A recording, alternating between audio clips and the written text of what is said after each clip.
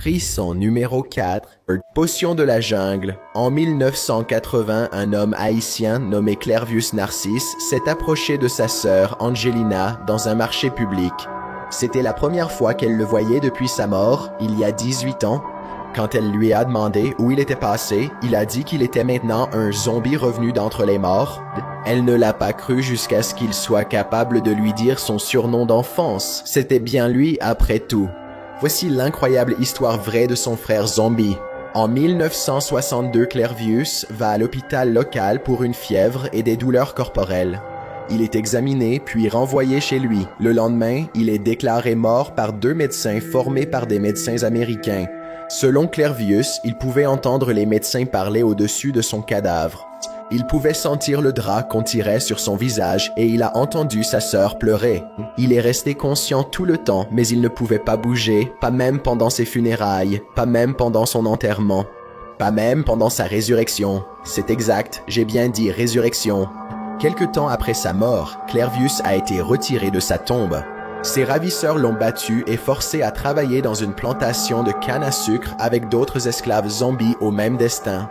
À la mort de son ravisseur des années plus tard, le zombie a quitté la plantation et retrouvé sa sœur.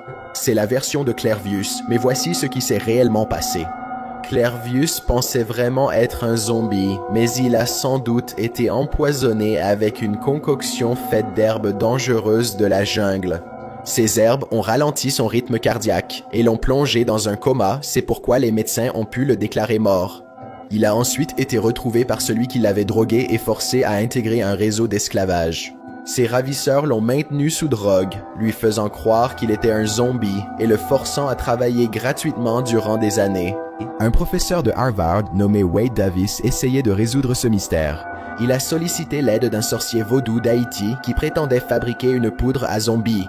Lorsque Wade a donné la poudre à un autre professeur pour qu'il puisse la tester sur des souris, il a découvert que leur rythme cardiaque ralentissait. L'ingrédient principal de cette poudre était un poisson-globe vénéneux. Ceci n'est qu'un exemple parmi d'autres d'histoires où des personnes deviennent des zombies impuissants à cause d'ingrédients rares de la jungle. La plante la plus populaire à cet effet est la scopolamine, aussi appelée souffle du diable. Inodore et sans goût, cette poudre, selon les autochtones, peut être soufflée au visage pour faire obéir à tous vos désirs. Il n'est pas rare que quelqu'un approche un touriste avec un morceau de papier contenant du souffle du diable écrasé dessus. Peut-être que c'est sur une carte et qu'ils font semblant de demander leur chemin, ou peut-être que c'est un résidu puissant sur une carte de visite. Peu importe la méthode, l'astuce est d'approcher le papier et de souffler la poudre dans le nez de la personne. Apparemment, ça marche vraiment. Aquí caminando y de repente, o sea, tú vas de espalda o vamos una pinta caminando acá y yo me le paso por un lado aquí. Le hago así nomás con eso, nomás con ese destello. El man ya queda. Le Bureau de la sécurité diplomatique des États-Unis a publié un avertissement concernant la scopolamine sur son site officiel en 2014. Ils affirment que vous pouvez rester inconscient 24 heures, plongé dans un état de rêve et obéissant aux ordres donnés.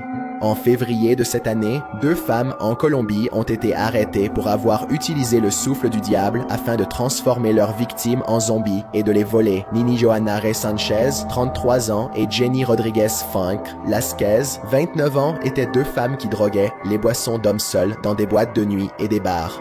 Ensuite, elles les emmenaient à un distributeur automatique et leur faisaient vider leur compte bancaire. Lors de leur arrestation, elles avaient utilisé le souffle du diable pour dérober plus de 30 000 $ à près de 30 victimes. L'an dernier, 3 Chinois ont été arrêtés à Paris pour avoir temporairement transformé des gens en zombies afin d'en profiter. Ils promettaient à leurs victimes des pouvoirs de guérison chinois en inhalant la poudre, puis les dépouillaient pendant qu'elles étaient incapables de réagir. Ils ordonnaient à leurs esclaves zombies de les ramener et voler leurs bijoux et objets de valeur. Ils ont finalement été capturés après qu'une des victimes les a formellement identifiés. Lorsque les autorités ont fouillé la chambre d'hôtel, elles ont trouvé une grande variété d'herbes et de substances mystérieuses conçues pour effacer la mémoire des gens. Numéro 3, zombies chirurgicaux. En 1936, le psychiatre Walter Freeman a mené une nouvelle procédure expérimentale sur un humain. Alice Hamit, femme au foyer au Kansas, souffrait d'anxiété, d'insomnie et de dépression. Le docteur Freeman a proposé une chirurgie visant à limiter les émotions excessives en sectionnant des nerfs dans le cerveau. On appelait cela une lobotomie. Le psychiatre avait étudié cette procédure au Portugal et se sentait désormais prêt à la réaliser lui-même.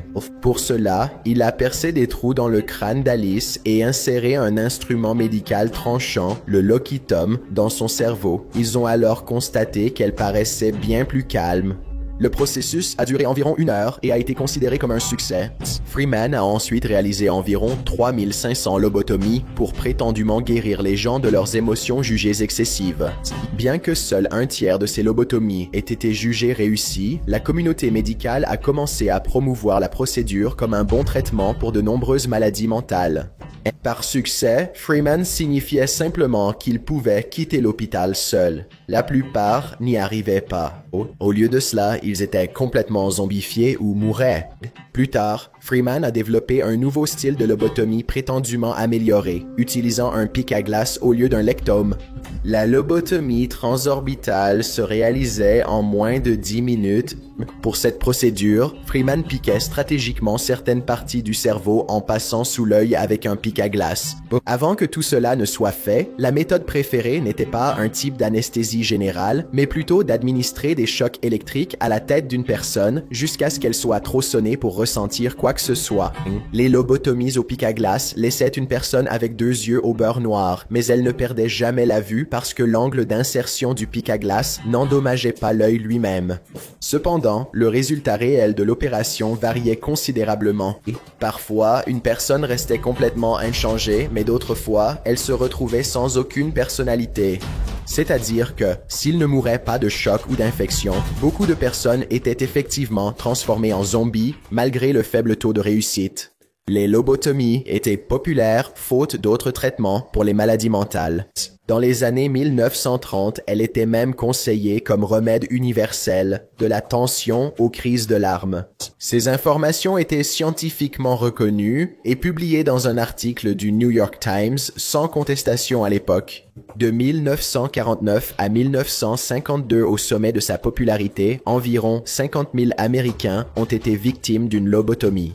À un moment donné, dans les années 50, la procédure de transformation en zombie est devenue beaucoup moins fréquente avec l'arrivée sur le marché de la première vague de médicaments antipsychotiques.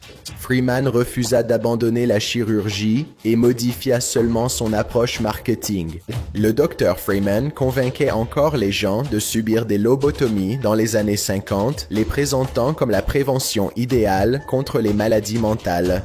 Il donnait l'impression que les lobotomies étaient une procédure de routine qui ne pouvait pas faire beaucoup de mal. L'une de ses dernières victimes fut un garçon de 12 ans nommé Howard Dooley. Lorsque Howard a accordé une interview à National Public Radio en 2006 au sujet de la procédure, ce chauffeur de bus de 56 ans sans émotion s'est demandé, je cite, « Est-ce qu'il manque quelque chose à mon âme ?»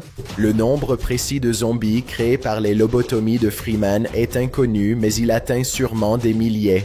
Numéro 2. Moisissures toxiques et parasites. Les zombies existent partout dans la nature. Inutile de chercher loin pour les trouver. Le cordyceps, champignon courant, pousse partout, des forêts aux vallées et se reproduit en créant sa propre armée de zombies. Le cordyceps débute comme une spore de moisissure spéciale, dormant sur le sol forestier. Lorsqu'un insecte affamé passe et mange la spore, il devient un porteur infecté. Le champignon contrôle le système nerveux de l'insecte via des substances toxiques, le rendant fou. Le pauvre insecte est techniquement maintenu en vie, mais il n'a absolument aucun contrôle sur ses propres capacités motrices. Ainsi, les infectés bougent de façon saccadée et spasmodique, rappelant les morts vivants. Cela a l'air tellement mauvais que les autres insectes peuvent sentir qu'il y a quelque chose qui ne va pas avec l'insecte zombie et ont tendance à s'en éloigner. Et si c'est une fourmi, les autres vont la transporter loin pour protéger la colonie. Lorsque l'infection progresse, le champignon pousse le zombie à grimper en titubant sur une plante élevée. Lorsqu'il atteint le sommet, l'insecte zombie est forcé de mordre une feuille pour ne pas tomber. Avec sa trompe solidement fixée, l'infection s'intensifie et les recouvre d'une moisissure blanche duveteuse pendant qu'ils meurent. Le champignon dévore leur corps et, finalement, une longue tige jaillit de l'arrière de leur tête, continuant à pousser de plus en plus longtemps pendant presque 1 mois d'affilée. À la fin de tout cela, le cadavre s'est transformé en une fleur extraterrestre avec un bulbe étrange. Elle libère des spores pour infecter d'autres insectes et répète le processus. Voici le rebondissement étrange. Le cordyceps évolue rapidement. Il existe déjà des milliers de types différents de ce champignon et chacun ne s'attaque qu'à un type d'insecte en particulier, tout en laissant les autres tranquilles. Dans cette optique, est-il si absurde d'imaginer que le champignon évolue jusqu'à toucher les petits mammifères, en commençant par les chauves-souris et les oiseaux, puis en visant des proies plus grandes comme les humains, ce ne serait qu'une question de temps. Il existe déjà un ver parasite qui fait pratiquement la même chose, et il peut aussi toucher les humains. La douve du foie est un type de ver plat qui nage dans l'eau jusqu'à ce qu'il trouve un type d'escargot très commun à infecter. Lorsque l'escargot infecté poursuit sa vie, il laisse derrière lui une traînée de bave que les fourmis trouvent irrésistible. Le seul problème, c'est que la traînée de bave est infestée de milliers de minuscules œufs de douve du foie. Ainsi, lorsque les fourmis mangent la bave, elles sont également infectées. Alors que les fourmis infectées par le cordyceps sont très faciles à repérer pour les autres insectes. La douve du foie peut vivre silencieusement à l'intérieur de son hôte pendant longtemps sans présenter de symptômes. Ainsi, la douve du foie permet à l'hôte d'infester la colonie entière. Le plus fou avec la douve du foie, c'est l'avancée de ses techniques de contrôle mental. Quand assez de fourmis sont infectées, les parasites les transforment simultanément en zombies et les obligent à grimper en haut de la plante la plus proche, comme le cordyceps. Cependant, il n'y a pas de moisissure impliquée cette fois-ci. À la place, les fourmis restent figées sur place, attendant d'être mangées par de grands herbivores comme les chèvres et les vaches afin que la douve du foie puisse passer à sa prochaine phase. Le parasite peut transformer la fourmi en zombie et lui rendre son état normal à volonté. Lorsque les douves du foie sentent qu'un grand animal est proche, elles font arrêter les fourmis et les poussent à grimper rapidement au sommet d'une plante. Elles sont même assez intelligentes pour choisir des plantes aux couleurs vives, qui sont plus susceptibles d'attirer l'attention de l'animal. En l'absence d'animaux, les douves du foie laissent les fourmis ouvrières poursuivre leurs tâches et chercher de la nourriture. De cette façon, la douve du foie s'assure de vivre assez longtemps pour trouver un nouvel hôte. Une fois que les fourmis sont mangées par un animal plus gros, la douve commence alors à dévorer son nouvel hôte de l'intérieur. Elle ronge le foie de son hôte et s'enfonce plus profondément pour pondre plus d'œufs.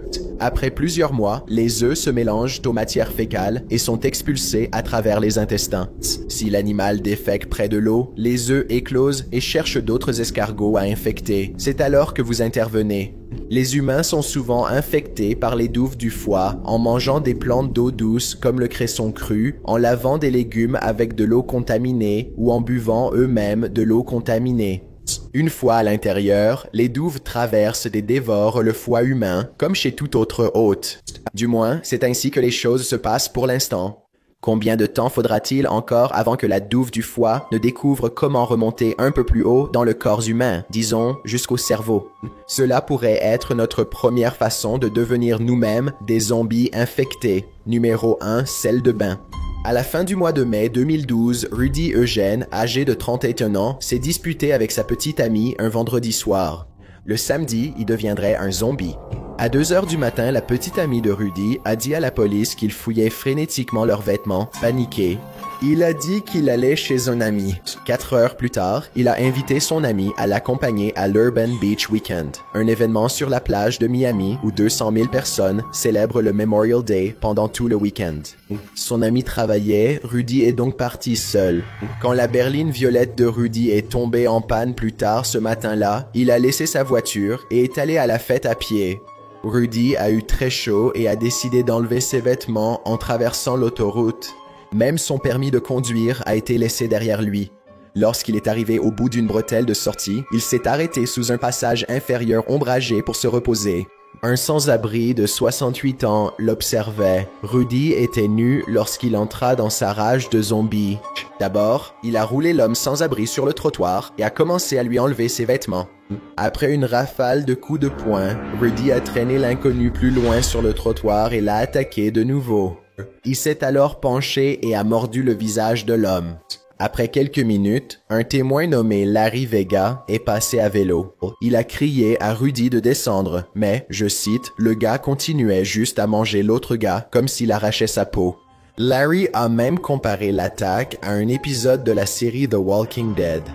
Plusieurs témoins ont vu l'attaque et ont composé le 911 pendant que l'homme continuait d'être dévoré vivant devant eux. Quand un policier de Miami est arrivé, Rudy a levé la tête et grogné, des morceaux de chair entre les dents. Il a ignoré les avertissements de la police et a repris à mâcher le visage du vieil homme. Même après que l'officier ait tiré une fois sur Rudy, il n'a pas arrêté de manger le corps devant lui comme un zombie. 3 tirs ont été nécessaires pour l'arrêter.